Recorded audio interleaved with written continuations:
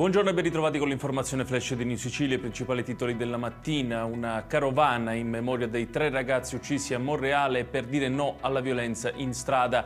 Questo quanto organizzato ieri sera a Palermo da parrocchie e associazioni civiche nel quartiere Zen. Il tutto a poche ore dall'arresto di Samuel Acquisto, 18enne del quartiere, accusato di concorso in strage insieme a Salvatore Calvaruso nei fatti di Monreale.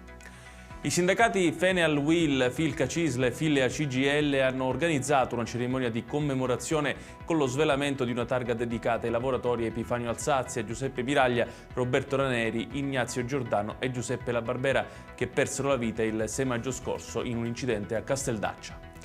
La Corte dei Conti, nella relazione Infrastrutture e Digitalizzazione Piano Carceri, ha evidenziato situazioni critiche di sovraffollamento carcerario che assumono addirittura contorni ai limiti dell'emergenza in tutta Italia. Secondo i dati, fra le regioni con maggiori criticità c'è anche la Sicilia.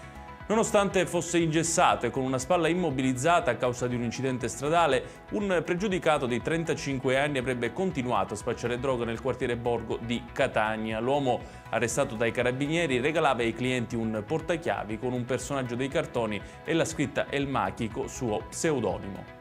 Infine il questore di Siracusa ha emesso un Daspo Willy nei confronti di 3 ragazze, 2 quindicenni e una 14enne, accusate di essere tra i 5 autori di una violenta aggressione avvenuta il 26 aprile scorso ad Avola, nel siracusano, nei confronti di una 13enne di origini straniere.